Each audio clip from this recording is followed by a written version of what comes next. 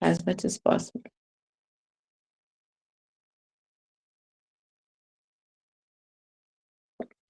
And it is an interactive session, so if you have any doubts, don't feel shy or anything. Just open and ask, because we don't know next when we will be learning the Gita, right? So just ask. Okay.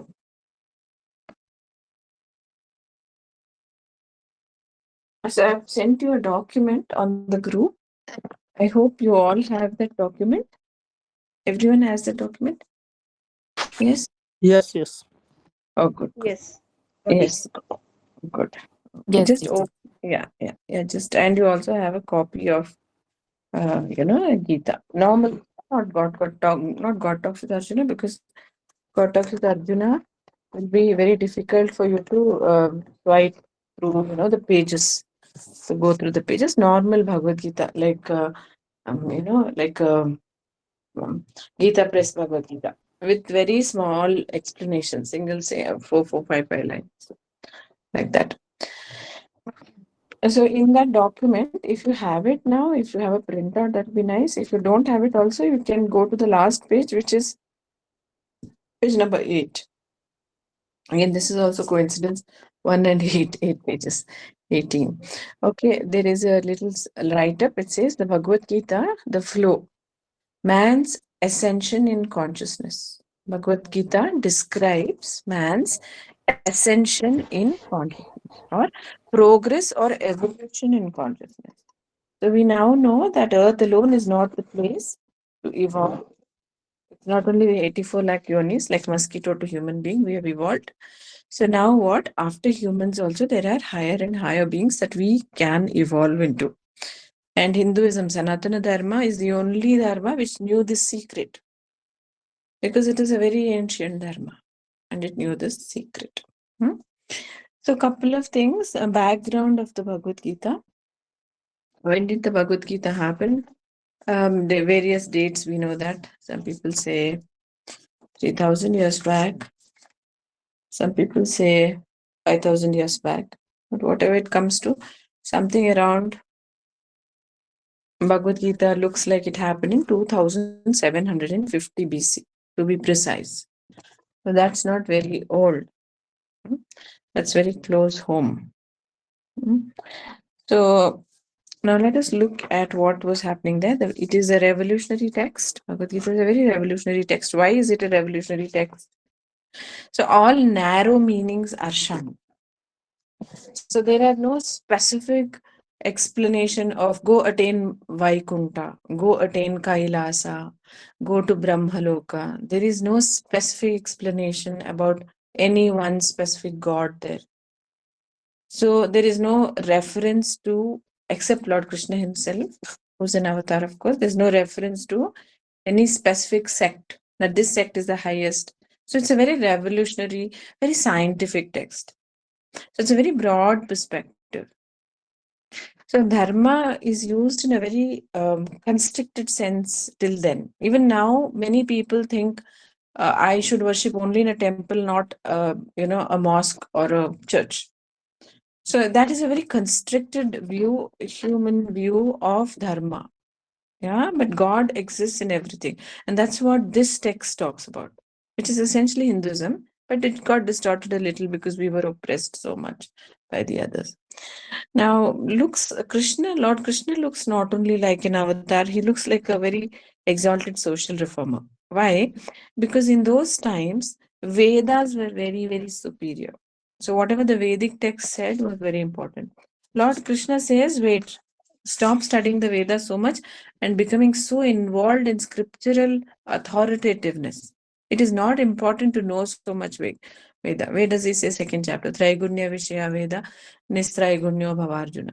This is about Trigunas only. Veda explains about creation. We go beyond that to Arjuna. So that Lord Krishna in his times made a lot of radical changes. He stopped the Govardhan Puja. He said no need of rituals. So many rituals, why? He destroyed Kandavavana.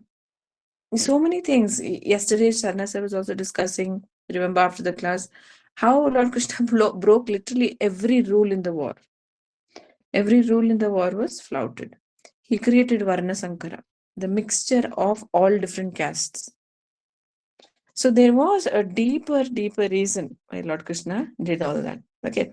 Now that is rhetoric, that is for, philosophy. We'll just stick to the text. So then he gives a broader perspective of karma, yajna, sannyasa, tyaga, and yoga. So he focuses completely on yoga throughout the text.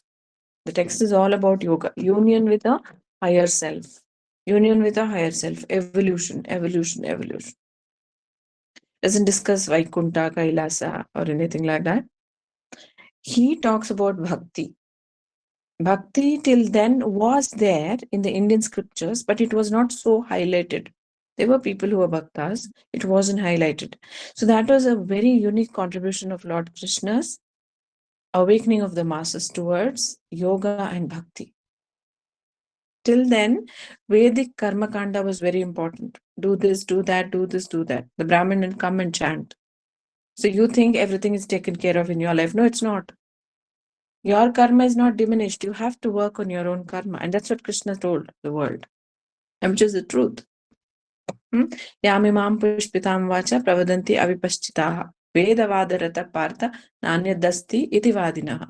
They will say pushpitam vacha, very flowery language. They will tell you, do this, do that, light that lamp here, light this, put like this mala, do that. This is going to happen. Then he said, then they will also tell you, this is what is written in the Vedas. Then they will say, Nanyadasti itivadina. I am not telling you this. The Veda has told you. So do it, do it. If you go to astrologers, if you go to various places, that's what they will tell you. Do this, do that, do this. Bhagavan Krishna himself has said, worship me. In me, surrender in me. I will wipe out all your karma. Everything I will take care for you. What else do we need? What else do we need? So this is something very, very unique. And many people did not like Krishna for that during his time, especially the Kauravas and, the Rajasic and Tamasic natured people. This is very fascinating about Lord Krishna. This is the background. So in Hinduism, there's something called as the Prasthanatraya. You might have heard of the Prasthanatraya. So there are three fundamental important texts. Because if we have millions, we should know three fundamental texts. The Bhagavad Gita, then the Brahma Sutras, and then the Upanishads. So these three things we have to fundamentally know. So it becomes a very important. Who told this first time? Adi Shankara said, came in 800 years back. He said that, you study these three, that's enough for moksha. Because in those times, the Brahmins had excessive logic and excessive reasoning. They used to study and study and study. Guruji calls it as indigestion. Too many scriptures are not required. Lord Krishna introduced a simple text like the Gita for every grahastha, every kshatriya, every vaishya, every shudra, everyone to practice. So Brahmanas wouldn't have liked him much, but they couldn't do anything much. This is exactly what Jesus Christ did 2000 years back in the West. And you know what happened to him? The Brahmanas of the West crucified him.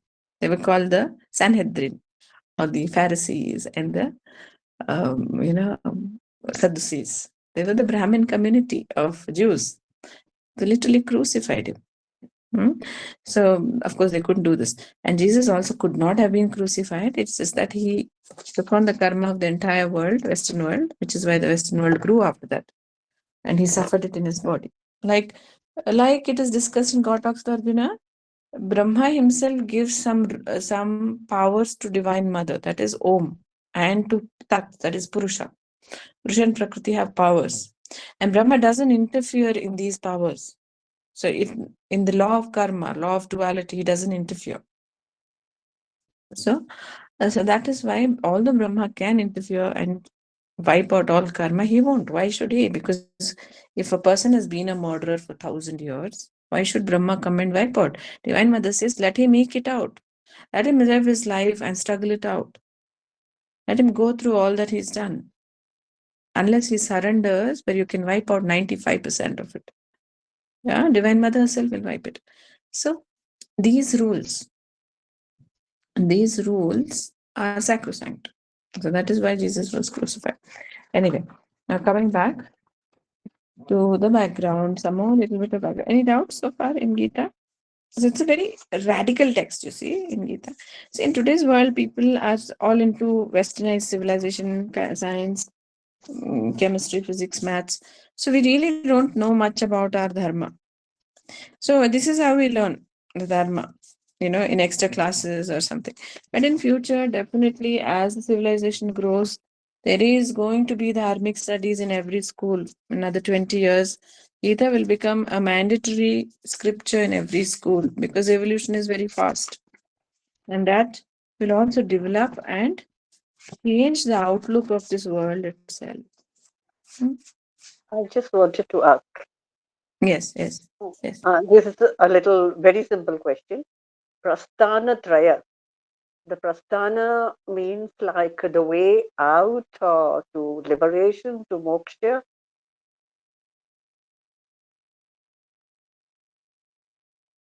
Am I clear? Uh, did you hear my question? Yes, prasthana means movement. Yes, it essentially means movement towards liberation, moksha. Yes, you're right. So, coming back to the this shastra, what is very fascinating about Gita again is how unique it is. It does not come from a Brahmin, one who is a rishi or a Vedic pandit. Krishna was born as a kshatriya. Plus, he was a grihastha. So his text becomes doubly important because he tells us, look, I am a grahastha, I am a kshatriya, and I am suggesting karma yoga, and you can do it too. You can evolve very fast within one life. And that's exactly the message of Paramahansa Mavdar Babaji, everyone. Number two, it's a conversation in simple language. It is not some scholarly speech. It's not shastric. It is not terse, phrases like the Yoga Sutras or like the Brahma Sutras. So it's just language. Like I and you, like right now we are talking to each other, like that it is. It's like just a classroom. And now the conversation is also not between a guru and shishya. Technically, it is between friends, technically. They might have also had another relation of guru and shishya or a cousin or whatever, but technically they were friends. He calls him a friend throughout. Yeah. So, and also Gita does not tout any other Shastra. It doesn't say, okay, now I have told you this, go study that. So it is a complete Shastra by itself. It is a complete text by itself. And he says very clearly, Arjuna, if you listen to this also with deep love and attention for the divine, and if you study only this one text, that's enough. That is enough for you. So now this is something which is a background of Gita. We have a lot of stuff which we can discuss: akarma, vikarma, karma, so many things, everything we can go into detail. You go to any sannyasis and all, when they speak, you see, they will explain one topic for 1 hour. We did the entire thing in 40 hours. Yeah, so 700 shlokas. So now another quick revision. Now you can stop me anytime. Outline. So open your Gita and we'll just look quickly through the Gita. The first chapter. Okay, before that, let us just go through. Some of them did not join from the beginning. For them, what does the Gita contain? Chapters 1 to 6 deal with Karma Yoga, essentially Karma Yoga. Detached, dutiful action, which does not cause anxiety and stress. So, along with sadhana and surrender. Where have I got this material from? This is essentially a summary of God talks to Arjuna from Paramahansa Yogananda's text. So, it also talks about how to attain freedom from karma sannyasa. Otherwise, we are stuck like the hamster's wheel. We don't know, but we'll keep running and running and running. That wheel never ends. The hamster thinks now it's going to stop, but it never stops. And we don't realize life after life, life after life, life after life, we come and do the same thing. Because every life when we come, the other memories are wiped out. So we don't remember. We continue to do this. So, and chanting these can bring a sense of duty and detachment. When you chant from 1 to 6, when you are feeling very morose, you don't want to work, you don't want to do anything, you're feeling depressed, anxiety, 1 to 6 really helps. It brings in detachment. It also enables surrender of actions. Now, chapters 7 to 12. I've given all this material to you, notes, I've created it for you. So it is there in that 8-page document. You can keep it, take a printout, you can read it whenever you want. So you get a bird's eye view of the Gita. Now, 7 to 12. Now, 18 chapters are there. You can make 6, 6, 6, 3 portions. Chapters 7 to 12 deal with knowledge of and the devotion to the great Parabrahman. Knowledge of and devotion to great Parabrahman, who is unmanifested, imponderable, indestructible, and he is Parabrahman, the one Brahman we all worship in different forms. And it is only Sanatana Dharma which tells the world that look, everything and everyone is God, and that there are higher beings than humans. And there is one imponderable God who is called Parabrahman, or you can call him Allah, or you can call him Jehovah. What does this help? This enables the acceptance of every religion. So India becomes compendious. Sanatana Dharma becomes a true religion in which every other religion can fit in without any animosity. Whether it is Islam, it is only whether it is Islam or Christianity or Judaism or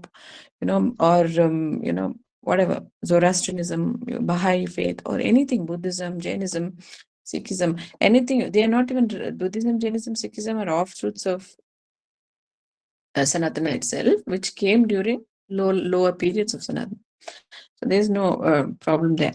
But then the other every other civilization also fits in so easily. So there is no flux, there's no problem with anything in accepting any God. Whether it is Allah, we can say Allah ki jai, same way we can say Parabrahma ki jai, same way we can say Om Namo Narayana, or we can say Om Jai Shri Krishna, Har Har Mahadev, or we can also say Om Namo Arihantanam. We can say anything. That is the greatness of Sanatana. And this is the religion which is going to help the universe, the world, ensure that there's not going to be any religious wars anymore. Okay. So if you chant between 7 to 12, will awaken deep devotion, awe, and surrender to the Lord naturally. This will happen naturally. You don't have to make any effort. You can awaken these naturally within yourself. So if you feel, oh no, I'm lacking in bhakti, I'm so involved in life, my karma is like this, I'm already reached this stage, and there is no return. No, there is return. You just have to chant the Gita. You don't have to worry about the meanings. It will awaken devotion, awe, and surrender. Now, chapters 13 to 18 gives us a knowledge of Lord's creation. And the binding effects of Trigunas in creation, and ultimately the promise of deliverance. Chanting these bring in knowledge and awe of Ishvara in creation and Brahman beyond creation, two different names for the same Lord, and hope in the promise of deliverance. We all have come here for deliverance. We have not come here to sit and eat, have fun. That is all part of the deal. But at the end of the day, it is always deliverance from this place. So this is basically the short form of Gita. Okay, now please open your copies. No doubts here so far? Any doubts, any questions so far? Background and the complete summary, 1 to 6, 7 to 12, and 13 to 18. No doubts. Good, very nice. Okay, I don't know. Somebody asked me to record. I totally forgot. Would somebody be recording? Let me try to do some screen recording here. Please do record, because I will be leaving. Even Chumona had said. Yeah, I totally forgot these as Guruji intents like that, I don't know now. Can somebody record if it's possible? Yeah, because let me try. Okay, I'm terribly sorry I forgot so far. Yeah, you had asked me. Is Vishal there? Vishal is there. Inadi is there? More technical people? No. Inadi, can you record? She's in US. So she'll not be able to perhaps, but Sriram sir. Sir, you can record? No, you can't? Pramila I have to join this group from the laptop and see whether I can. Let me see. Yeah, I don't carry know on. the record. I don't know the recording procedure. Do you know the recording procedure? Didi, I know I'll do the it. Vanmala yeah. Didi, I'll do it. Okay, Arunadhi is doing. Okay, fine. Thank you. Thank you, Arunadhi. Okay. So actually, I wanted the best part was this, the background and 1 to 6. Anyway, that's written there. So now let's do a brief outline of chapter-wise topics. So the first to 6, like we know, is discussing our duties in this world, doing our duties, Brahmana duties, Kshatriya duties, Vaishya duties, and Shudra duties. So what are the duties Lord has spoken of? So Lord here says in the first chapter, it is Arjuna Vishada Yoga. What is Vishada? Vishada typically corresponds to not exactly depression, something like despondency, like a kind of cold feet before doing something. And we all have gone through this cold feet before writing an exam, going for an interview, getting married, any important decision in life, we go through cold feet. Am I doing the right thing? Am I doing the right thing? So that is Vishada. Okay. So now the first one is typically Dhritarashtra's question, what happened on the battlefield? 2 to 20 is Sanjaya's answer. Sanjaya's answer, 2 to 20. He is responding, and in that, he is describing how Duryodhana is describing the armies. So, what does it transpire into? It shows the good and evil qualities within ourselves. That's what Paramahansa Yogananda says. The Pandava army is the good qualities. And when we do the God Talks Darjana, we look at it deeper. And the Kaurava army is the evil qualities within each man. Each of us have this. And what are the conch shells? Conch shells are the states of realization. As we progress in spirituality, what are the states of awakening that a man has? Vitarka, Vichara, Ananda, Asmita. Different types of realization man has. And that, when we start on the journey of spiritual realization, so that is described in the conches. So this is a metaphor. This is also famously known as Vyasa Kutas. Every Vidwan for the last 2000 years has been speaking about the Vyasa Kutas. They say Vyasa Muni put some, kutas or, secrets in his entire Mahabharata. So if you take a chunk of Mahabharata, say about 4 pages and so many shlokas, and you look at the metaphor, you look at the inner meaning. So you will see a yogic concept coming out of it. Yogic concept. Entire Mahabharata. I'm not talking only about the Gita. So, Paramahansa Yogananda, nobody has actually given the kuta so far in the Kali Yuga, and the Dwapara has started. Maybe in future they may. Many Vidwans have seen it, like the Kanchipuram, Adi Shankara, but they didn't really write it down. It is, in fact, the first time that a self-realized saint, a yogi master, has given in English in the God Talks Darjana, the Vyasakutas. Only briefly he has spoken. Only about 100 pages. If somebody writes the Vyasakutas, then the Gita will actually go into maybe 20,000-30,000 pages. Concepts of yoga, concepts of biology, concepts of physics, concepts of mathematics, concepts of chemistry, everything is hidden in the Mahabharata. So Mahabharata, that way, is the complete text. So concepts of yoga, which is good for self-realization, has been described in God Talks Darjana. Next, from 21 to 23 shlokas, you can just, go through your Bhagavad Gita also. 21 to 23, Arjuna speaks. He says, take my Ratha and keep it in between the two armies. What it means is, observe your good and evil tendencies yourself within yourself. Do an introspection. 21 to 23. That's the metaphor. Meaning, deeper meaning. Arjuna is surveying the battlefield. And what is the battlefield? Kuru means action. Kshetra means a field. Okay. So Paramahansa Yogananda says the Kurukshetra is actually a spinal cord. In fact, he gives a deeper meaning. He says, Dhritarashtra asks what is happening in Dharmakshetra, Kurukshetra. A typical philosopher will explain it as Kurukshetra was where Dharma was happening. But inside the human body, Paramahansa Yogananda says the dharma is happening in the brain region in meditation. Kuru or kriya, actions are happening in the physical body. So that is the Kurukshetra, the physical body. And Dharmakshetra is the brain region, because everything gets processed in the brain. Every thought, every truth, every action, every lie, every good instinct or every murderous instinct comes from the brain, processed there. So that is where you decide whether dharma or adharma is going to happen. So that's the brain region where mana, buddhi, aham and chitta are located. Now the spinal cord is where the actions of the brain gets trickled down, and through the pancha chakras it comes into the hand.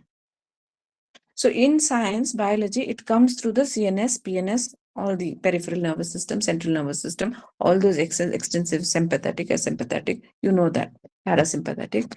All actions are happening through the nervous system in the spinal cord. It is also happening through the thought process in the brain. So the Dharmakshetra, Kurukshetra, these two words, when they combine, it refers to the spinal cord. And that's where a yogi meditates and removes the karma. So this is the battlefield. So battlefield is essentially the spine. Sanjaya describes between 24 and 27 the talk between Krishna and Arjuna, where Arjuna is basically talking about this is Sanjaya's description about what happens between them. 28 to 46 is Arjuna's Vishada, his confusion of duties because of his reasoning mind. And we all go through this. So Gita is also for all of us. Confusion of duties through the reasoning mind. And why is there confusion? Why is there anxiety? Why is there stress? Why is there depression? Why is there sadness? Why is there fear of death? Because we have not listened to the Guru yet. We have not listened to the Guru yet. We have not accepted Krishna as the Guru yet. Krishna is just a statue in my mandir where in the morning and the evening I will do an arti and come out. And the rest of the time I do my karma without any thought or the awareness that this entire creation is Krishna. That is why there is confusion, there is anxiety, there is stress. That is what this helps us understand. 47, Sanjaya speaks of Arjuna's absolute depression and confusion. It is a state when we don't accept Krishna at all, or any Lord for that matter, in spirituality. Complete confusion, depression occurs in life. A life given to absolute material life is very unhappy, very, very unhappy, because true happiness is in yoga. So this is the broad brief about chapter 1. Chapter 2, Sankhya Yoga means complete knowledge. Samakhyati. Sama means complete, Khyati means knowledge. Sankhya means complete knowledge or yoga of spirituality. In the first chapter, first shloka, Arjuna starts off by weeping. Ashrupurna Kulekshanam. He's such a great Vidwan, he's such a great skilled person, he's such a great hero. He weeps. If he can weep, all of us can weep. And that's the truth. And so this is addressing our pain in life. And that's why it's called Samakhyati. When we read the second chapter, we understand how we can improve, how we can stop weeping. 2 to 3, Arjuna is admonished. There is a wake-up call. Lord literally shouts at him. He says, you're unmanly.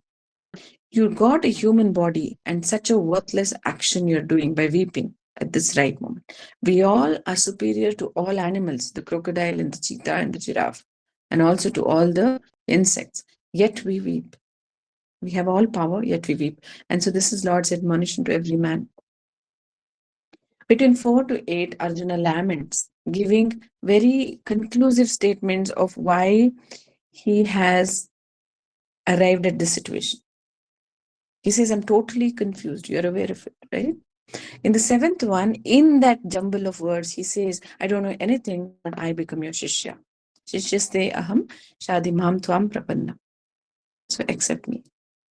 So 7th. So that is the turning point of everyone's life. Ask and it shall be given. Seek and it shall be opened. Knock and it shall be opened. So there is a hidden rule. We've discussed this in the spiritual world. God wants us to ask by ourselves. He wants us to stop asking for Gadi, bungalow, health, wealth, happiness, my family, that family. And for him, ask for me. And that is when you accept God as like a guru and say, now you awaken me. Mera thala kholo. Brain ka thala kholo.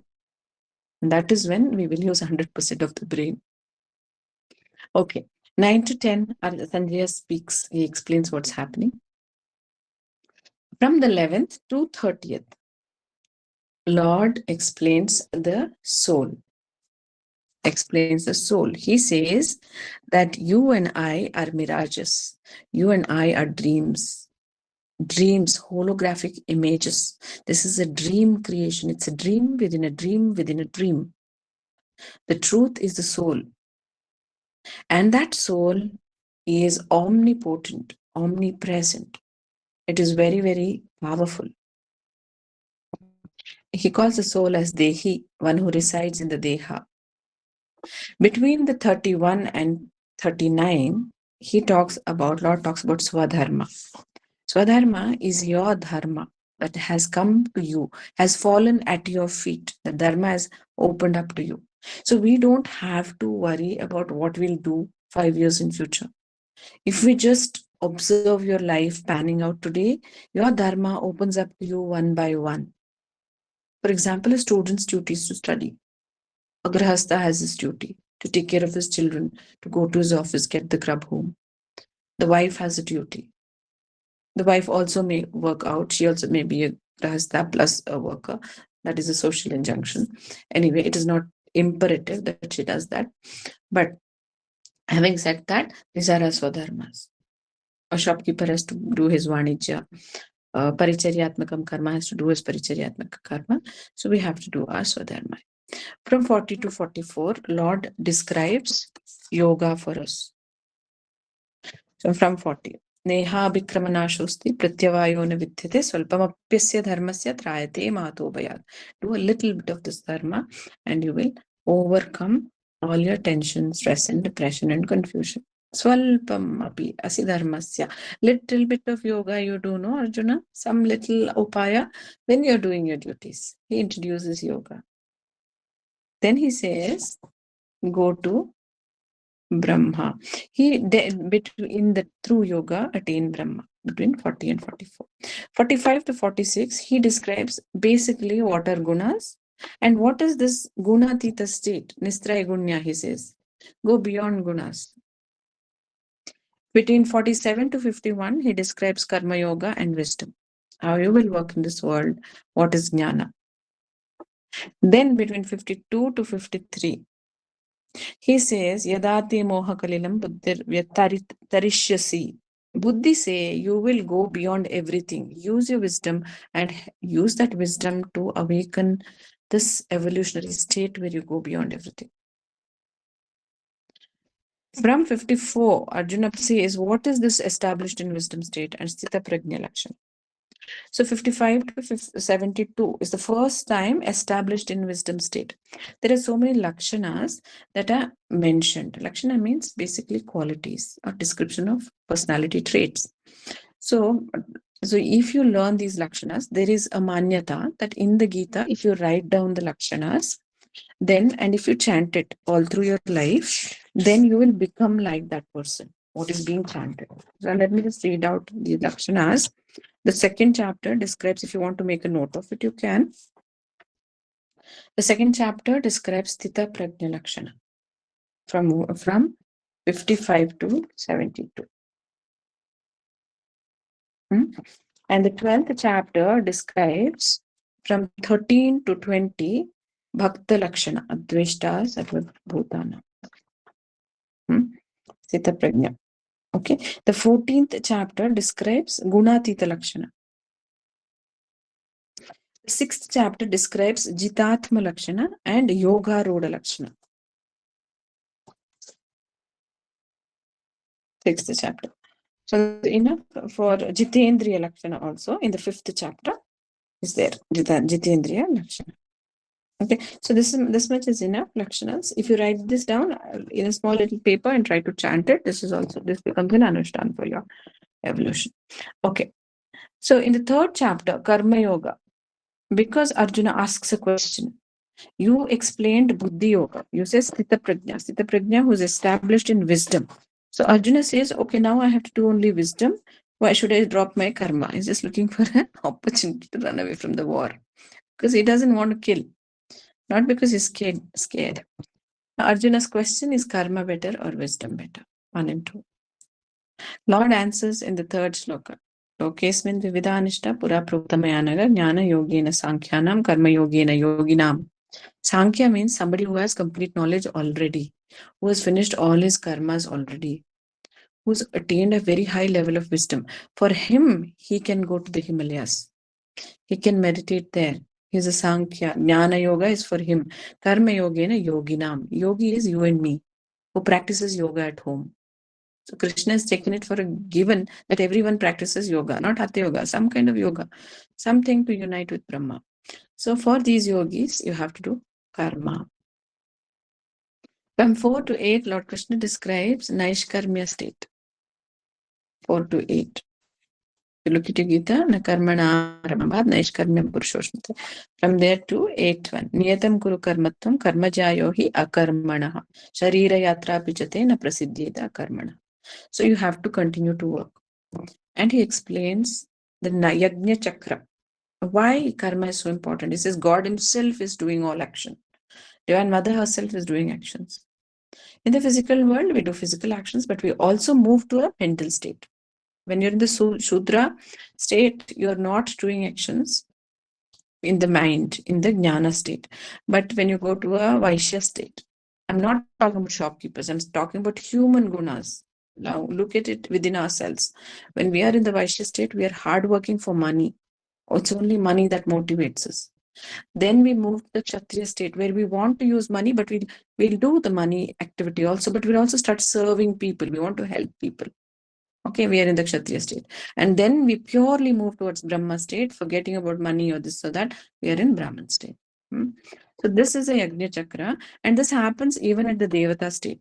So there are 33 crore Devas or millions or beyond that also may be there. We don't know. Devas are essentially people who are in charge of lower worlds. So out of them also you'll have Brahmana, Kshatriya, Vaishya, Shudras doing different types of jobs. So avatars are typically Brahmana Devas who come here to awaken us. Very, very high amongst Devas. Even Brahma himself does the Yajna. So he says that this Yajna can also be taken at face value in the sense typical Dravya Yajna. You can say, Lord is also saying, do this Yajna, put the fire, chant the name and say, God, it's gone to you. Lord, it's gone to you. It actually works. But the mind should be there. 17 to 26, the man who has attained perfection through karma yoga and his behavior. Lord explains from the 17 to 26. Yastvatmaratirev syat atmatryaptascha manava atmanyeva karyam na vidyate. Only one who has attained perfection in his behavior and in karma, through karma yoga can sit aloof like a Sai Baba or like a Ramakrishna. 27 to 29, Lord again introduces gunas. Guna guneshu vartante iti matvan sajjate. Prakriti guna sammodaha sajjate guna karmas. He introduces Prakriti and unites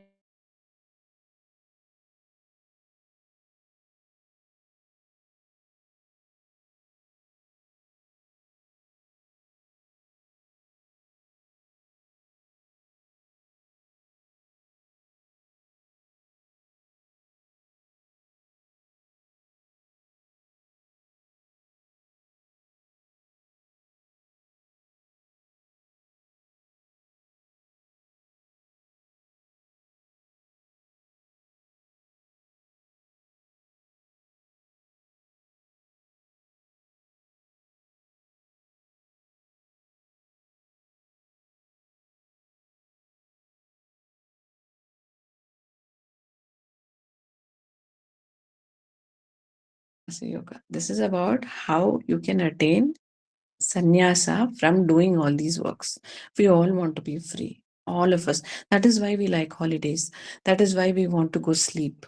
Because karma can become, instead of karma yoga, it becomes karma roga.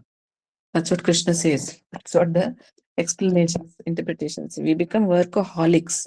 We can't do without work. It becomes our, not only bread, butter, and jam, but it also becomes our alcohol.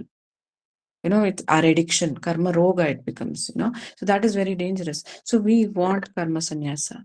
There is a state where you can escape from this hamster's wheel. And that is karma sannyasa. From the first to third shloka, Lord explains yoga parampara. That is how from Vivaswan it came down to humanity, that he has taught a certain sets of techniques for yoga, upayas to help people. Arjuna gets confused in the fourth. Fifth and sixth, Lord explains that all lives Lord knows of Arjuna and himself, which shows that Lord Krishna also has had multiple lives, hundreds of them. Great amongst them are the avatars like Rama, Parashurama, whatever they mention. But there have been other incognito lives also. This is mentioned about Jesus also. So they did not come all perfect goody two shoes through everything. Although the common man thinks like that, they also refined themselves. And this is also written in the What of Arjuna. Then from 7 to 8, he talks about the advent of avatars. Yada yada hi dharmasya, very famous. 9 to 15, he talks about wisdom and karma yoga, attaining Lord through wisdom and karma yoga. He introduces akarma, karma, and vikarma in 16 to 23. Talks about different types of yajna, dravya yajna, tapo yajna, jnana yajna, gives details of it, meaning you can use all these types of yajnas to come back to me, to seek me, to get free from karma. He then mentions in 33 that jnana yajna or wisdom is greater than material activities, material yajnas. He explains to attain this jnana yoga, you need a guru. That is why great saints or even people who have read the scriptures are always hankering for their guru to attain freedom, how to approach and how to learn from the guru. And then in 36 to 38, he says, even if you're a sinner, if you have a guru, you can go through this and you can get liberation. He talks about, then he says that it is jnana, sarvam jnana plaveneva vrijinam santarishyasi. Again, it is through this wisdom that you can go beyond all these karmas. In 42, 41, 42, he talks about taking shelter in yoga. He says, Krishna is a very smart person, right? And he says, learn something, do something, wake up. Chitvaina samshayam yogam atishto uttishta bharata. Get up and do something. Don't keep coming back here and saying, I'll do this, I'll do. How many times will you be an architect, an engineer, a doctor, a farmer, a housewife, or God knows what we've been? Wake up, do some yoga, do some activity and get free. And then, since you have done this now, it is assumed in the 5th chapter, Lord introduces Karma Sannyasa Yoga. Look through your book and the document, how to attain Karma Sannyasa, freedom from all karma. So Arjuna asks, how will I get it? He responds in 2 to 5. Here he explains Jitendriya Lakshana from 7 to 10. You can make a note of it separately, which is also Karma Sannyasa Lakshana. He says, Naiva kinchit karomiti.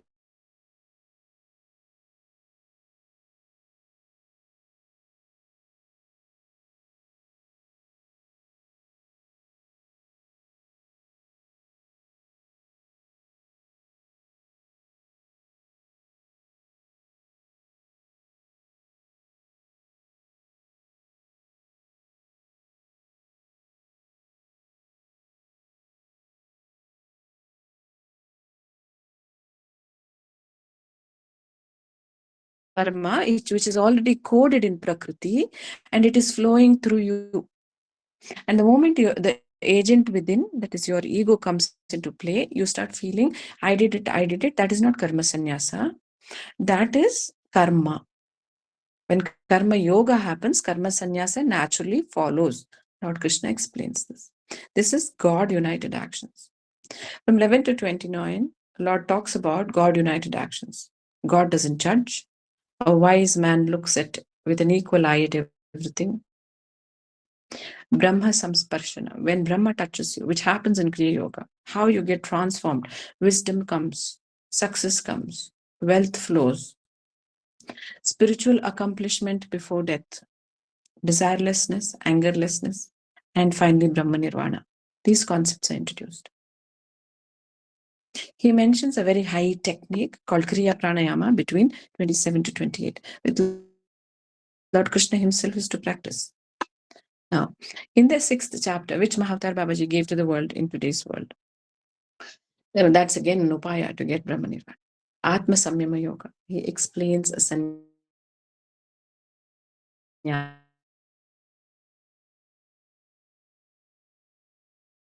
Means you will be ready for deep meditation, a state where you are free in your mind. Here introduces 3 and 4, 5 to 10, Jitatma and Yoga Ruda Lakshanas. One who's one over his Atma, and one who is Yoga Ruda, established himself in yoga.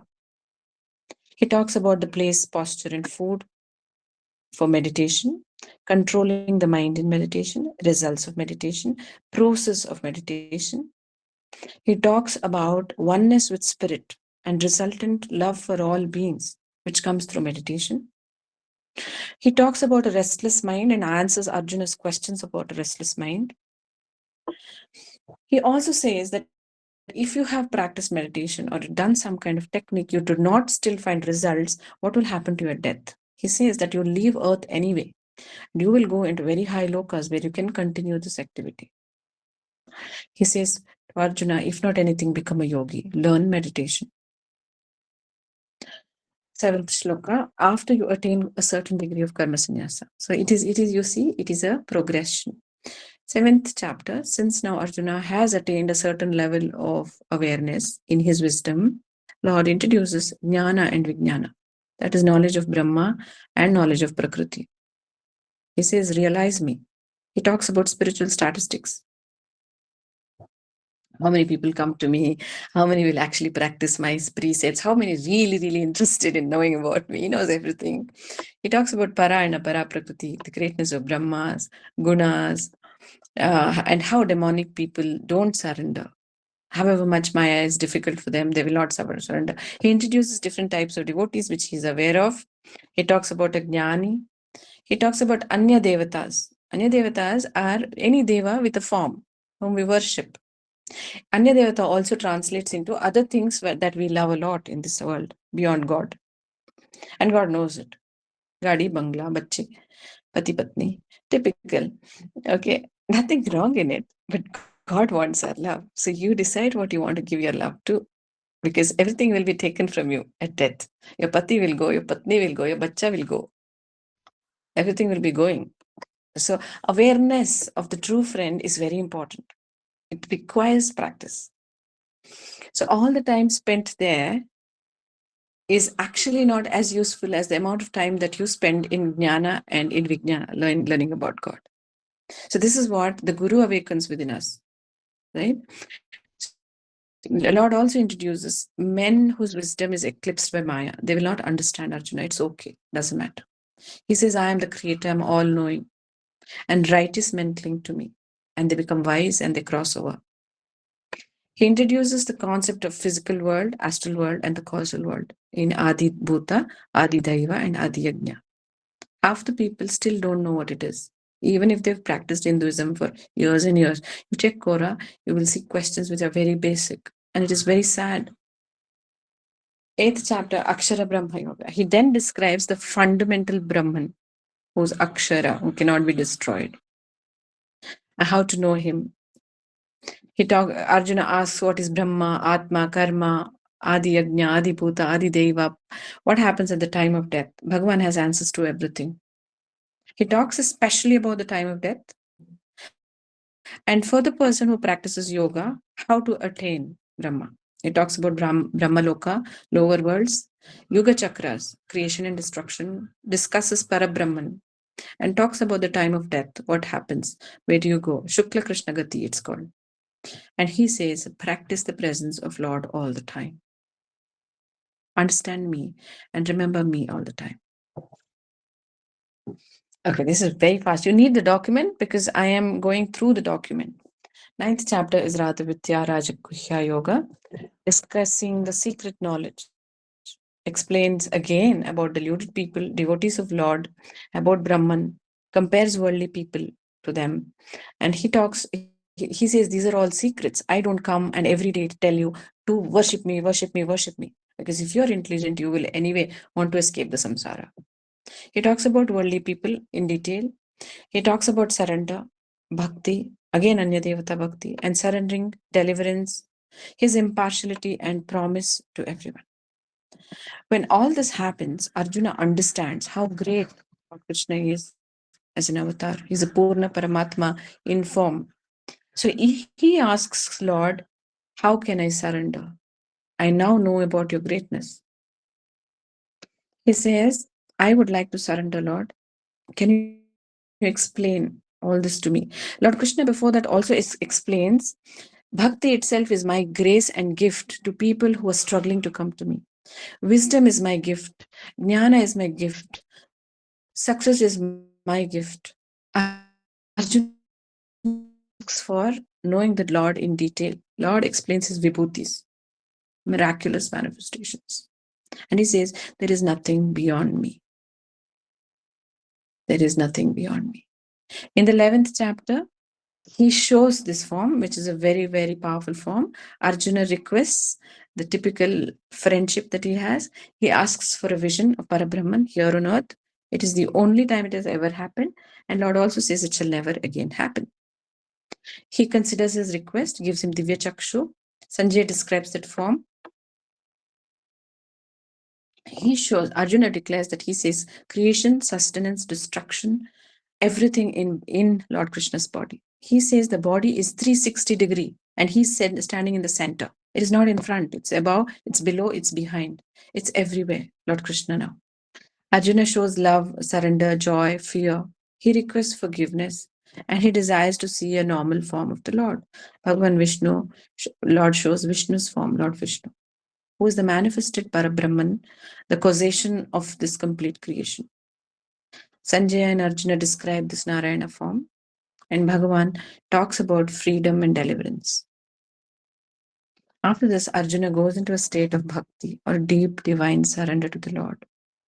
His devotion awakens. He begins to commune with Brahman. He asks the difference between Saguna and Nirguna. Like, should I worship you in this form or without any form? Lord answers, worship me in Saguna form. It's easier for you. Take my form and worship it. At the right time, you will see my Nirguna form. He says, I will redeem you if you surrender to me. If you love me every moment. And Paramahansa Yogananda says that there has never been in the history of humanity, which may be eons and eons, thousands of years, that a single man has not surrendered or worshipped and closed his eyes and worshipped and not received a response from Brahma. In whatever form, Lord responds. And if you surrender completely, leaving everything else, he delivers. Lord there explains what is a bhakta. So from 13 to 20, he explains the bhaktas. And like we discussed, from 13 to 18, he describes his nature, his creation. He says there are two beings in this creation, Purusha and Prakriti. Purusha is the masculine form of me. Prakriti is the feminine form. He talks about Prakriti also having two parts, Para, which is beyond, and Apara, which is in creation. He talks about in the microcosm, in the body, the same Purusha Prakriti manifesting as Kshetrajna and Kshetra. He also talks about what is true knowledge and what is the goal of all knowledge, to know Brahman. He describes 24 principles of Sankhya, which is how the creation happens. He talks about Jnani, one who has true knowledge, and Jnayam, the goal of all knowledge. Then Lord talks about how Purusha and Prakriti in this knowledge can deliver man. In the 14th chapter, Lord describes the three gunas, Gunatraya Vibhaga Yoga, Sattva, Rajas, and Tamas, which is only existing in Prakriti or in creation. It is quiescent in Paraprakriti, but it is manifested in Aparaprakriti. So Lord describes Brahma and Prakriti. He describes the characteristics of Sattva, Rajas, and Tamas, and he tells how to become Gunatita. What is the state of Gunatita? Guna Atita. Atita means beyond Guna. In the 15th chapter, Lord explains Purushottama because obviously he has explained Prakriti. He is now explaining Brahma. Purushottama, 15th chapter. Parabrahman beyond Prakriti. It is consecutive, see, the knowledge. He talks about the inverted Ashwatha tree, which is this creation. The roots are above in Parabrahman, and its branches and its buds and its leaves and its proliferation in karma, which is happening through constant karmic thoughts and actions. And he says this tree exists inside every man. It also is macrocosmic. It is also existing in the causal, astral, and physical universe. Now, this is a metaphor. And then the Lord says that you have to cut off this tree with asangatvam, detachment from this world. It's very simple logic. If we are attached, we're going to come back because we are Brahmas. We want something, we'll keep coming back to get that thing.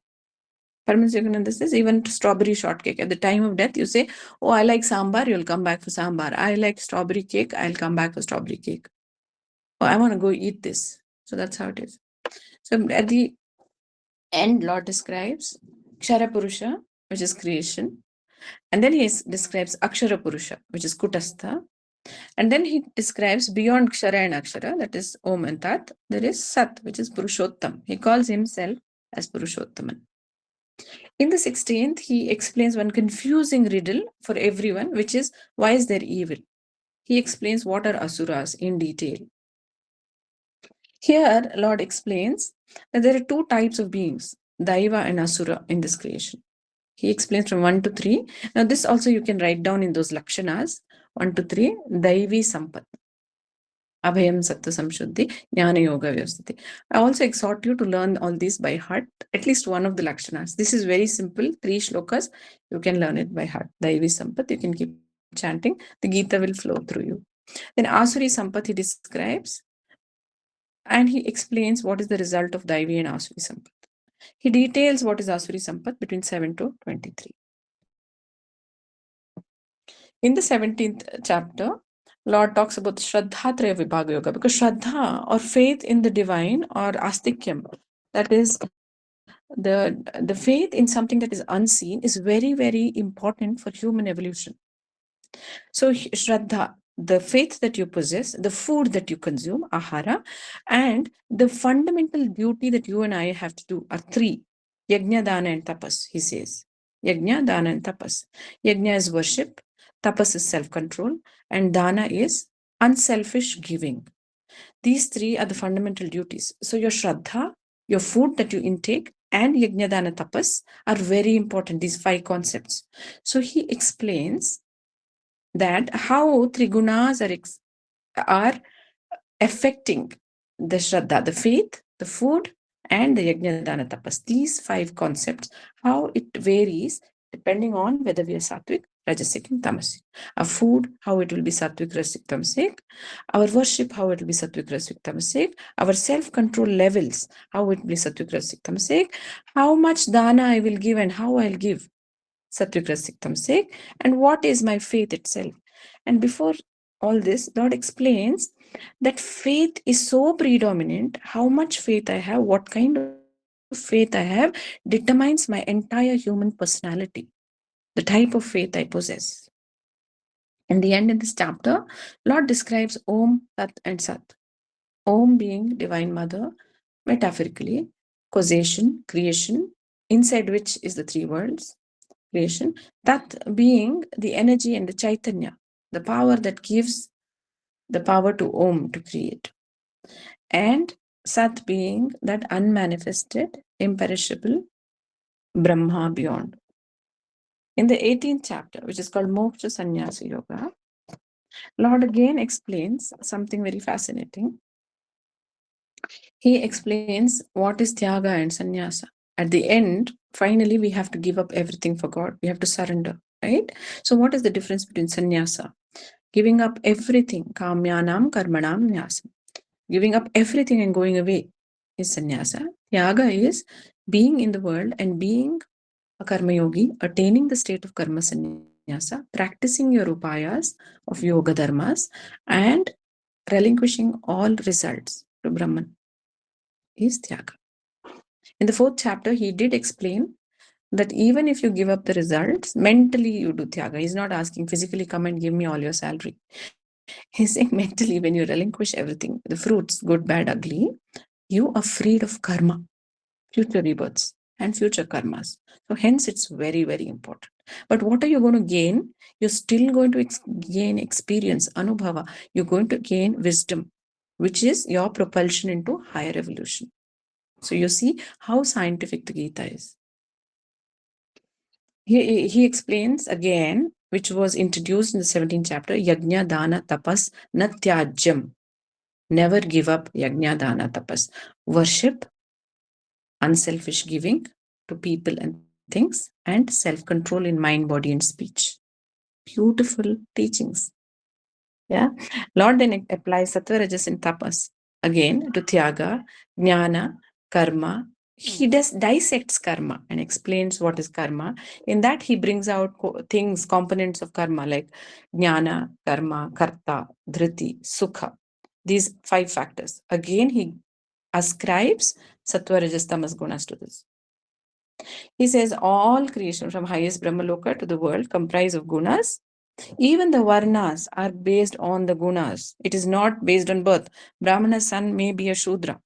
Shudra's son may be a Brahmana. It is not by birth. It is by birth of qualities within you. And Paramahansa Yogananda says these qualities can be changed. You can be born having very body-bound state of mind, but you can become a Brahmana by attaining love for God. He describes that our dharma will open up in front of us depending on our qualities. So today, if I'm Sattvic, I will look at Brahma. I look at Brahma-related activities. If I am Rajasic, I will look at physical activities, Rajasic-related activities, and so on and so forth. You can apply this. He explains Brahma Nirvana Sthiti, Naishkarmya state again. He tells us finally that actually, according to the injunctions in Prakriti, every man and every being works. Yantra Rodaya Maya. Hence, if you want to rise beyond the hamster's wheel of this Prakriti, you have to surrender. In surrender, your mind gets resonated with a higher being, with his Kutastha, which is the Kutastha Purusha. And there it is freedom. And from that you can attain freedom. You can roam 3 worlds like Narada, doing whatever God wants you to do. So that is an angelic state of Narada. So he describes the greatness of Ishvara, who is beyond all creation. He promises deliverance, and he declares that he loves every child that he has created on this creation, which means the physical, astral, and causal manifestations. He says, surrender to me, sarvadharman parityajya. He says, this is the most biggest secret. If you can surrender to me completely, I will free you instantly. He then tells you that reading, listening, teaching, and learning the Gita in concentration and deep divine love, without judgment or without thinking negative, will deliver you instantly. Arjuna awakens, that is, the devotee awakens, and Sanjaya, who is the narrator, expresses his bliss, and he declares the greatness of Gita by saying, Yatra Yogeshwara Krishna, Yatra Partho Dhanuttara, Tatra Shrir Vijayo Bhuti, Dhruvani Tirma Tirmama. So with that, we have done a quick review of the entire 18 chapters. And take a moment of silence now. I've given you notes. You can redo this. Wherever you get confused, you can read the Gita and continue this practice throughout your life. Let's take a moment of silence and then we'll close. To share the recording, please, in the group. Let's visualize Brahma for a moment.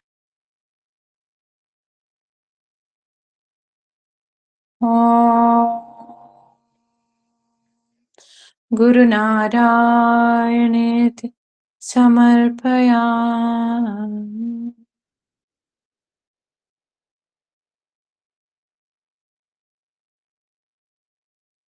Jai Guru to everyone. If there are any doubts, please ask. If there are any questions, any doubts, or anything that you want re-explanation about, kindly ask for 5 minutes. And then we can chant the Gita Mahatmyam and the Gita Dhyanam.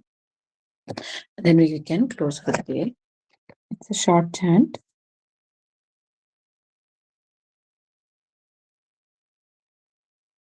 Any doubts? If there are not any. Yes. Yeah, hello. Yeah. Yeah. I, Yes, sir. yeah. I just joined 5 minutes back, and it was being very well explained. I have, Okay, sir. yeah, I have a doubt since long. How can Okay. we can surrender good fruits, very fresh fruits to the God, but how can we surrender this bad and ugly karmas to God? We can surrender good karmas to God, but it's very difficult to understand that we can surrender the, or we can offer our bad and ugly karmas also to the God. A very beautiful question, sir. A very beautiful question. So this Lord himself explains this. He says in the fifth chapter, 15th shloka, he says, Nadatte kasya chit papam na chaivam sukritam vivo agnena avrutam jnanam tena muhyanti jantava. When, for example, let me give you an example. Suppose I am making a film. I'm a software developer or I'm a coder. I'm making an animation movie. When I'm making the animation movie, I am coding all the characters. I'm coding evil, I'm coding good, and I'm doing everything. Okay. Now, after a certain amount of coding and movie comes out beautifully, there is a villain, there's a hero, there's a heroine, everything is there, middlemen, everything is there, people who are not good, not bad. So at one point, the developer feels, okay, I don't want anything. I will just wipe out the villain character in this. Or I will just wipe out the heroine character in this movie. I will just press delete and it's gone. So that's how Lord wipes out our karma. For him, according to the 5th chapter, 15th shloka, he says, when I create good and bad, which both I create, I am not attached to them. I don't say, oh, all good I love, all bad I hate. I am impartial towards everything. So he is beyond the identification good, bad, ugly. So we can offer to him everything. It is our love that we want to accept, give him only the good fruits. That is metaphorical.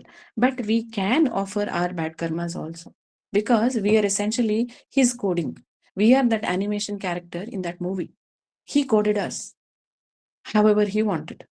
Somewhere in, maybe he made us a tiger, so I have the habit of eating meat. So I can tell him, now wipe out this tamas in me. I offer my tamas to you, Lord, wipe it out. He will say, Control, Alt, Delete, press, it's deleted. That part of the coding is gone. I become Sattvic. Why not offer our evil to our father, mother, who is the essential producer? He can just wipe it out. It is not going to affect him. He can accept everything. And he himself says, Sarvadharman parityajya mamekam sharanam braja. He doesn't specify whether it's good or bad dharma. He says, Api chetasi papebhya sarvebhya papakritam. Sarvam jnanaplavena vrijinam santarishyasi. Even if you the papakritamaha, you like the worst murderer and the sinner, you can give it to me and say, Lord, I surrender. Because once you surrender, you are called a samyak drishti. You have attained the samyak drishti. You have started working in the right manner. That is towards Brahma. And I wipe out your bad karma. There is an example for this in a very interesting book called Living with the Himalayan Masters. In that, sir, Swami Rama explains a story of the real story. There are multiple stories, millions of stories, perhaps, where there is a person who is a murderer. In a fit of anger, he goes and murders 5 members from his neighboring house. This is during the British times. This is a real story.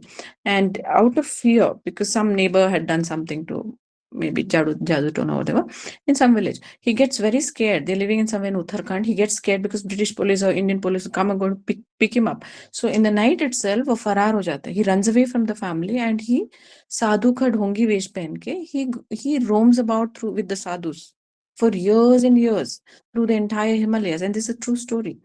And apparently he surrenders. One of the sadhus, along with the group of sadhus, he starts learning kirtans, bhajans, techniques, meditation. He actually starts practicing it and he surrenders. And in 28 years, he attains self-realization. 28 years living in the Himalayas.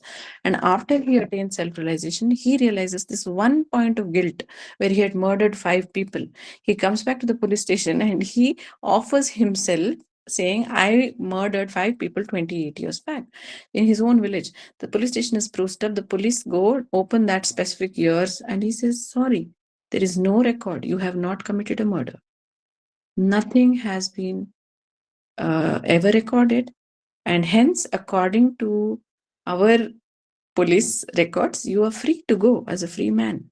Swami Ramadan writes, why it happened is, there might have been a record, but what happens is, even karmically, you get absolved of all your sins when you move towards Brahma. Just like Krishna mentioned in the 9th chapter. In the 9th chapter, that when you come towards me, I will free you from all karma. So we can offer everything to our Father. अपिचेत स दुराचारः भजते माम अनन्य भाग. अनन्यता से तुम अगर मुझे भजन करोगे, साधुरेव स मंतव्यः, तुमको साधु करके मान लेंगे हम, पूरा दुनिया से तुम्हारा रिकॉर्ड वाइप हो जाएगा, तीनों लोकों से तुम्हारा नेगेटिव वाइप हो जाएगा, तुम्हारे अंदर से भी वाइप मैं कर दूंगा. सम्यक व्यवसितो हि सः, because your activity is samyak now, it is complete. Your kritanta, your activities are finished when you have surrendered to me. How beautiful, isn't it, sir? And that's the truth. You can offer. Yeah, very well explained it. But just I'm asking you, can we Yes, sir. say now Yeah. that we are surrendering or Yeah. we are offering you Yeah. all unclassified karmas? Yes, you can.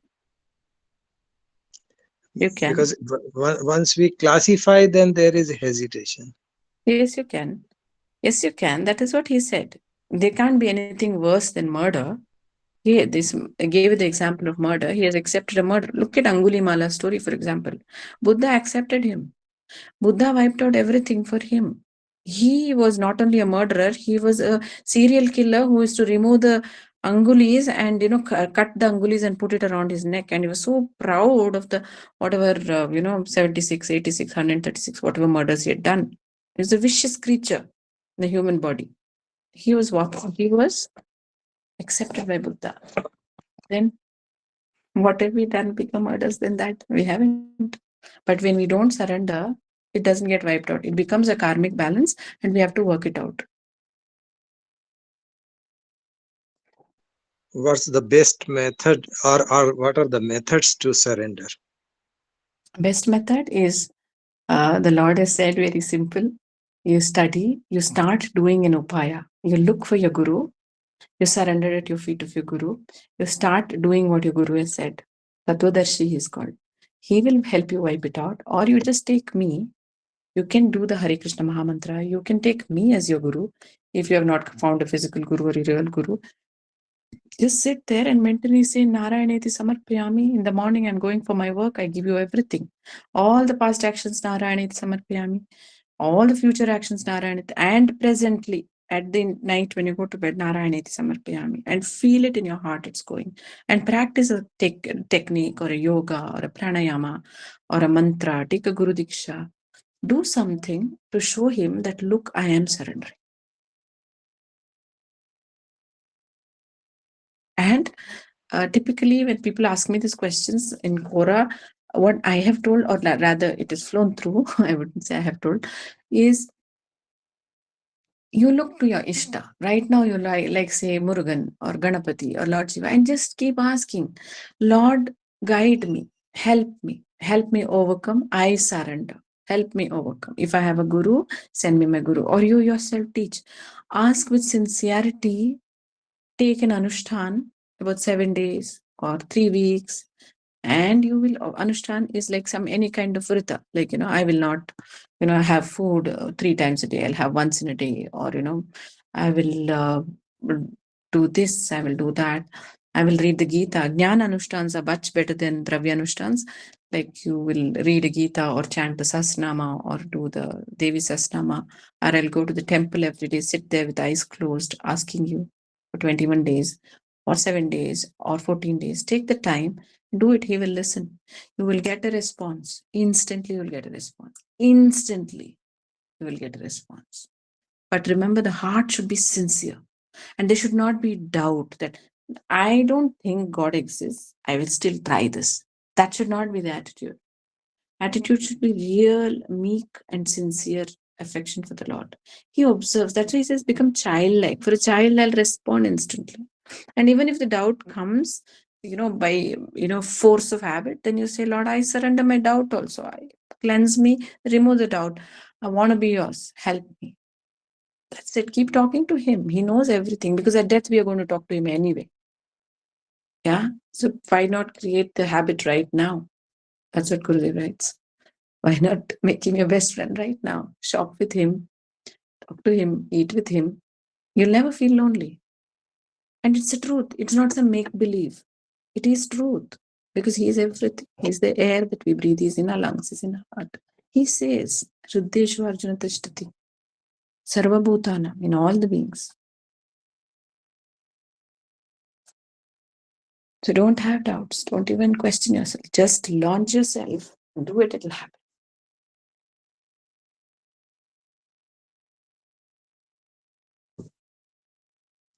Yes, sir. So nice. Thank you very much. Thank you very Thank much. you. Any other questions?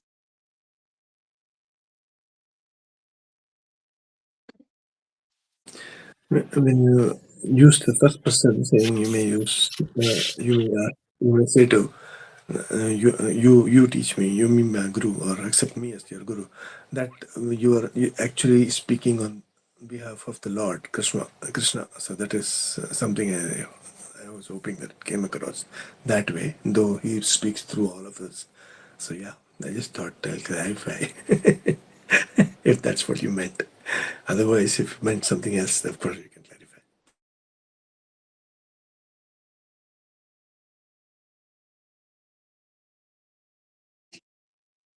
Thank you, sir. Anybody else? Any questions? If we're not, we'll do the chanting of the Gita Mahatmya and Gita Dhyana and we'll close. Hai na?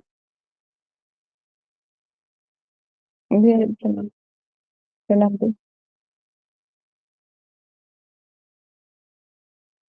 Yes. Can you send me this one, Didi, the number, or somebody has your number?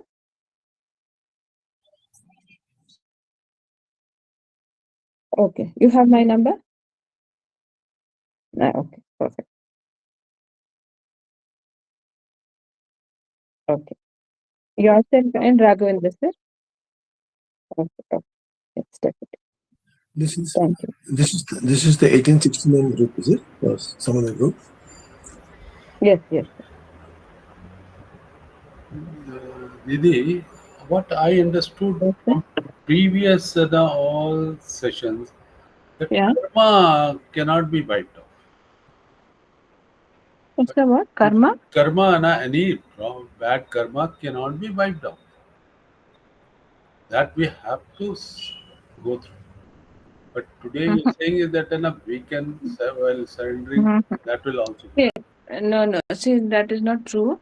See, the amount of bad karma, that even good karma, that will be wiped out, will be dependent on the amount of sincere surrender that we are proclaiming or showing. If our surrender is 100%, this is even Prabhupada has said this, even Ramakrishna said this. If our surrender is 100%, 100% will be wiped out. 95% will be wiped out. 5% we suffer. If we surrender 97, but who's keeping track of all this? There is an unseen being, right? Sarvadi Sakshi Bhutana. He is doing it. And in fact, his grace is much, much higher than the amount of surrender we do. So from that angle, actually our karma gets completely wiped out. This Paramahansa Yogananda says in the 7th chapter in Gotox Arjuna, he says that however much effort we put, that much more grace comes to us. Tremendous. There's a saying that if we take 1 step towards God, 10 steps he comes towards us. 10 steps he comes towards us. So that is true. He says in the 7th chapter, I don't remember the page number, some 791, you can read that. He says about Kriya Yoga. For example, if you're doing Kriya Yoga or Mahamantra or anything, Gayatri Mantra, or anything, whatever you've taken, or Sri Vidya Sadhana, you can take any sadhana, the Guru will guide you. Your Tattvadarshi, when you ask your Brahma, he will guide you into that path, okay? Most of us here are Kriya Yogis. He says that if you do intense Kriya Yoga, like 1008 Kriya Yogas in the morning, in the evening, 1000, in 3 years, you'll be a great yogi. In 3 years, only great yogis can do it. In 3 years, you can wipe out all your karma.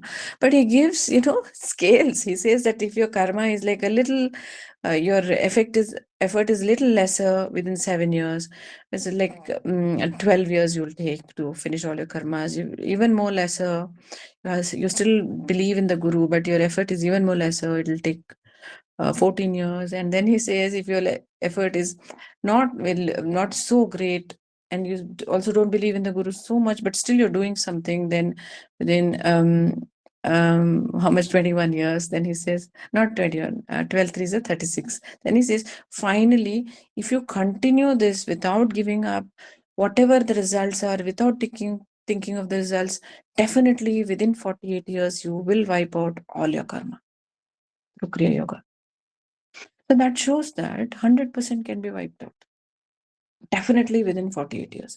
And if you could not practice, that even if we do haphazardly, that's what at least that's what I understand. Simply you're doing Kriya Yoga. Sometimes you don't know, your mind is not there, but you're doing because you believe and have faith in Guru. So you're doing. So suppose you do 24 years like that in this life, or 30 years, 35 years, then suppose you pass on, you will continue and complete it in the next whatever 18 years, you'll complete next life. That's why when you take Diksha, they say it is 1 life or 2 lives. That's it. It's definite. It's definite. Complete wiping out. Moksha is guaranteed.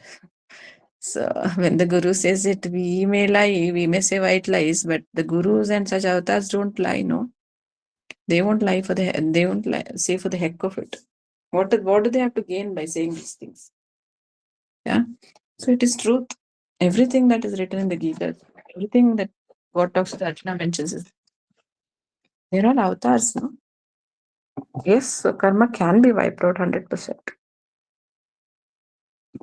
If it is not wiped out, that means our surrender was also 95%.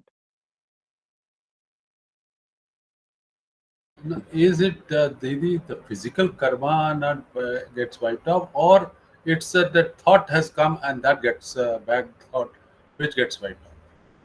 All three, sir. Karma happens, Lord Krishna says, physical, mental, and even by speech, right? Speech is somewhere in between. Not even physical, not even mental.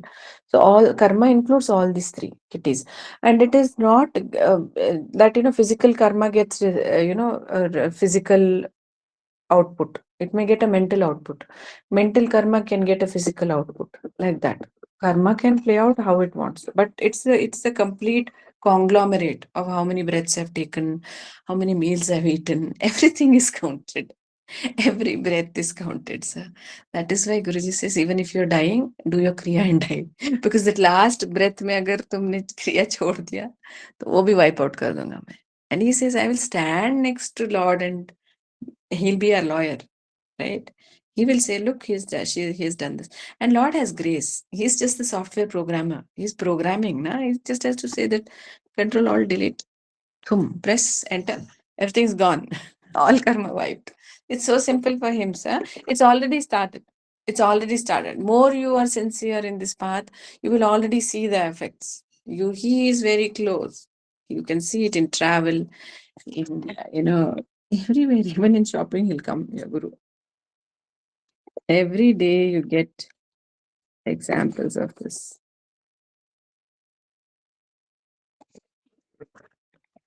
So don't doubt. Thank you. Vainam samshayam yogam atishto uttishta parantapha. Who is the enemy? Enemy is within ourselves. And that is why parantapa. And who is fighting with us, with our mind? It is the doubt. Samshayam chitvainam samshayam. That samshaya which is in our chitta is the enemy, and you become the parantapa there. You become the fighter against that enemy. Do what? Yogam. And then atishta uttishta.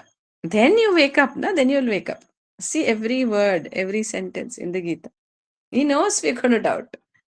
Because the Maya is like that. It wants to keep creation moving. It will plant a doubt. Every time we will get a doubt, even if we don't want. And don't blame yourself for the doubt. Because it's consciously being produced in you. Guruji says when he wrote the Gautam Arjuna at the last minute, Maya got so frustrated that this man has done so much, this avatar has done so much. It actually appeared Satan in the form of Satan, like 2 horns and that bald head, which the Western world shows, no, in iconography. So it actually exists. It takes a conscious form to fight with you. Kali, he's called Kali, no? Kali is very, very active as a Rakshasa. Like he can take a form. But Lord says, don't give chunoti to him. Like he doesn't normally bother you when you are completely protected by the Guru and everything. But when you become extremely devout, he will try to become very penchant. He'll have to take you back into this world. And also, when you are trying to help others in the world, you are spreading the message of God, you will be affected. But then again, the Guru is a billion times more powerful. So he's always scared. Satan is scared of God. He's also a slave of God, right? He's very scared. So he won't take panga with the Lord's devotee. Sometimes if he gets a chance, he takes a panga. But then Lord will teach him such a lesson that, he like, he'll try to never come back into your life again. These are all real things happening, in this universe. Right now, it might be playing out in the head of Narendra Modi, Maya and God, in the head of Nitin Gadkari, in the head of Putin, in the head. How much each one is influenced in Trump, in whatever. It is there. It is truth. We can't see this, we can't prove this, but it's truth.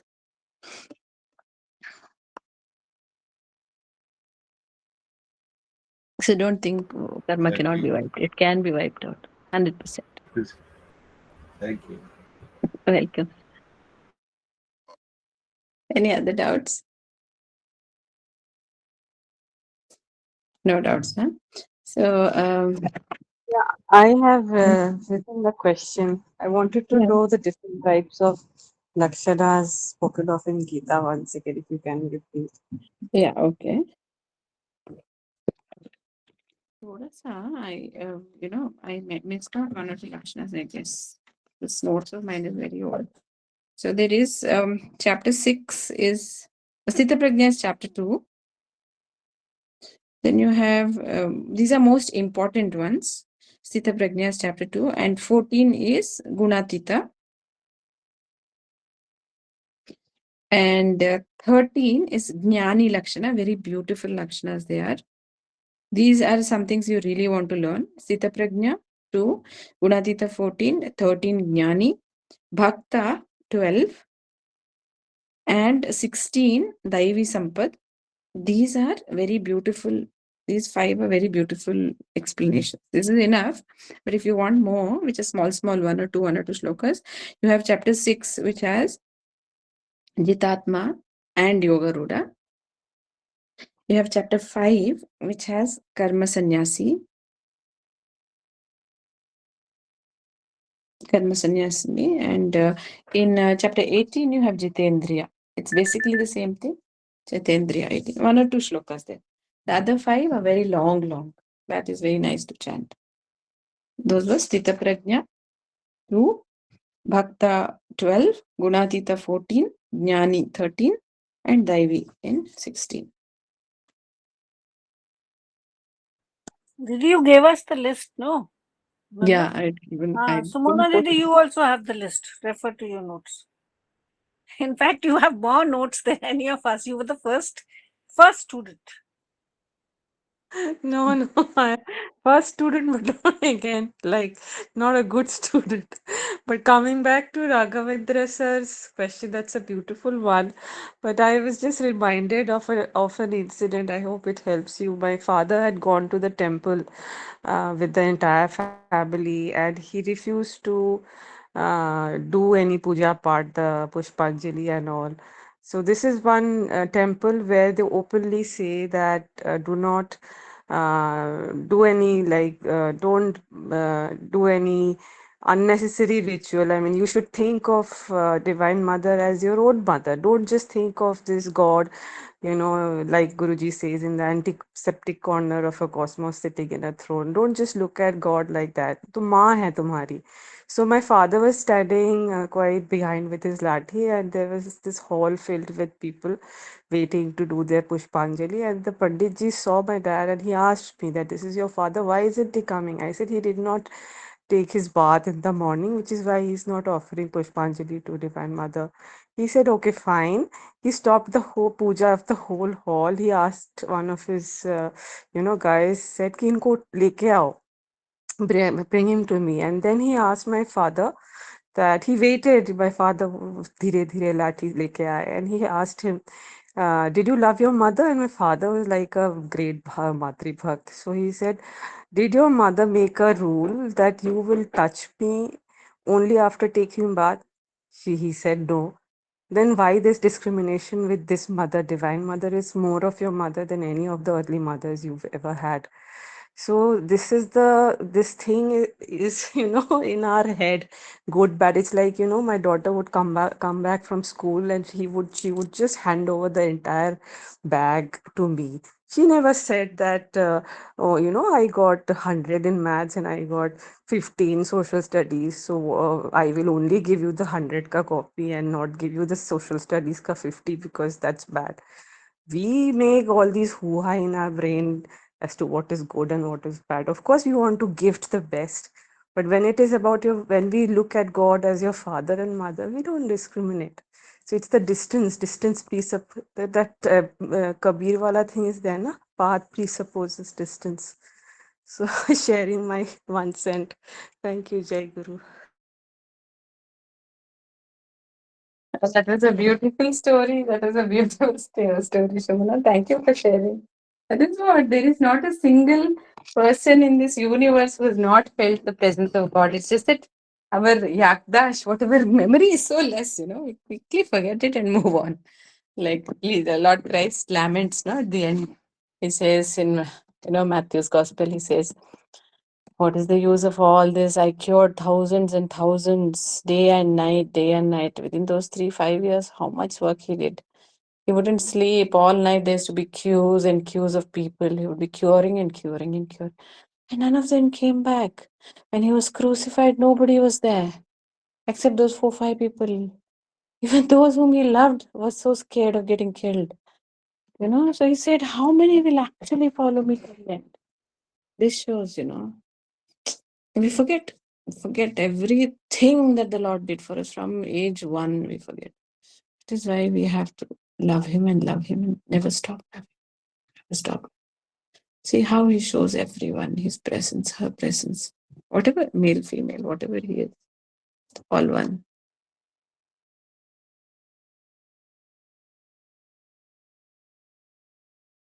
It's a beautiful story. So can we chant this one, Gita Mahatmyam, and close today? Yes. Nobody is saying anything. Yeah, we said yes. Anyone can chant. I will chant. Okay, so we will chant the Gita Dhyanam. Gita Dhyanam is there in everyone's book. Swami Krishnanji's book, if you have it. Then Dhyanam and Mahatmyam is also there. Mahatmyam is online, huh? Adi Shankar is Mahatmyam. There are hundreds of Mahatmyams. So let us open our Gita Dhyanam and Mahatmyam. Let's visualize Bhagavan Krishna very deeply with deep devotion and love. I will say, Om Parthaya Pratibodhitam Bhagavatam Narayanena Swayam Vyasena Gratitam Puranamuninam Madhye Mahabharatam Advaitaamritavarshiniim Bhagavatiim Ashtadashaധ്യായിनीम् Ambhatvam Anusandadami Bhagavad Gite Bhavadveshiniim Gite Bhavadveshiniim Gite Bhavadveshiniim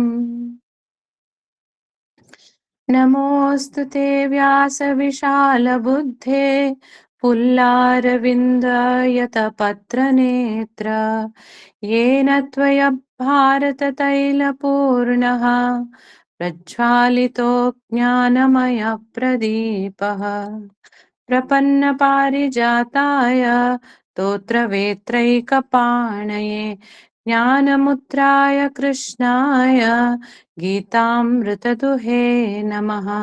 सर्वोपनिषदो गावो दोग्धा गोपालनन्दनः।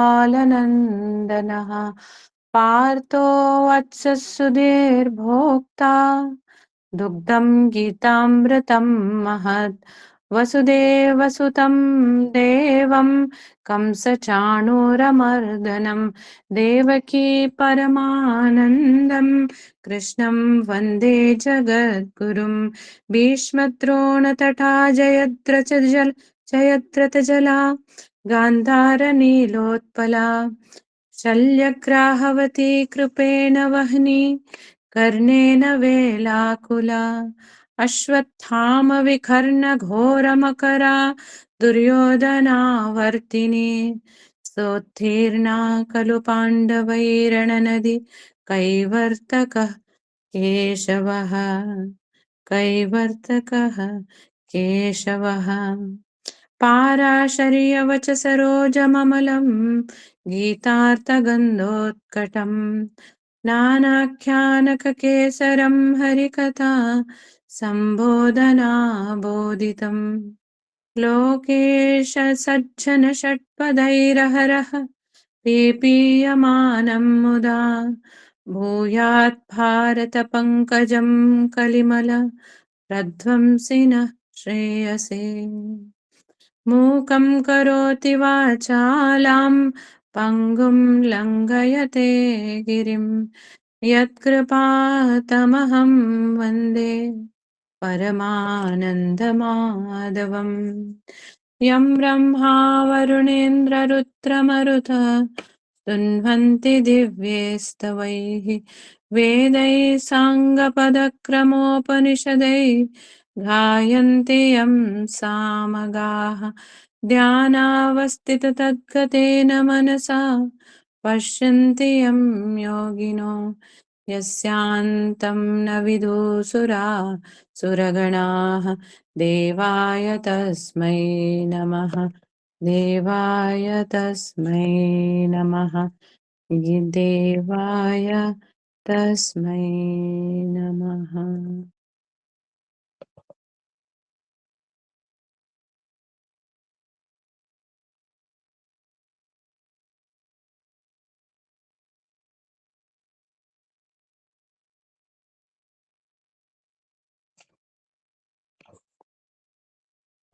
Can quickly do the Mahatmyam. Mahatmyam is written by Adi Shankara. There are hundreds of Mahatmyam. This is a very beautiful Mahatmyam. Gita Mahatmyam. Yesterday we discussed this. गीताशास्त्रमिदं पुण्यं यः पठेत् प्रयतः पुमान् विष्णोपदमवाप्नोति भयशोकादिवर्जितः। गीताध्ययनशीलस्य प्राणायामपरस्य च नैव सन्ति हि पापानि पूर्वजन्मकृतानि च। मलनिर्मोचनं पुंसां जलस्नानं दिने दिने सुकृद्गीताम्बसि स्नानं संसारमलनाशनं। गीतासु गीता कर्तव्या किमन्यैः शास्त्रविस्तरैः या स्वयं पद्मनाभस्य मुखपद्माविनिसृताः। भारतामृतसर्वस्वं विष्णोर्वक्त्राद्विनिसृतं गीता गङ्गोदकं पीत्वा पुनर्जन्म न विद्यते। सर्वोपनिषदो गावो दोग्धा गोपालनन्दनः पार्थो वत्सः सुधीर्भोक्ता दुग्धं गीतामृतं महत्। एकं शास्त्रं देवकी पुत्रगीतम् एको देवो देवकी पुत्र एव। एको मन्त्रस्तस्य नामानि यानि कर्माप्येकं तस्य देवस्य सेवा।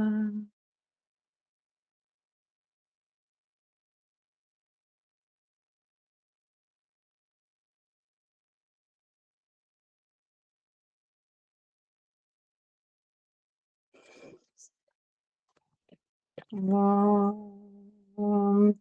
गुरुनारायणेति समर्पयामि। Thank you to everyone. Tomorrow is exam day. So tomorrow I'll be asking questions. You'll be talking. Please join. And tomorrow is the last day. From Monday we'll start God Talks Darshan. Jai Guru to everyone. Thank you, Jai Guru. Thank you, Deep. Jai Jai Guru. Thank you, Jai Jai Guru. Guru. Thank you, Deep. Jai Guru.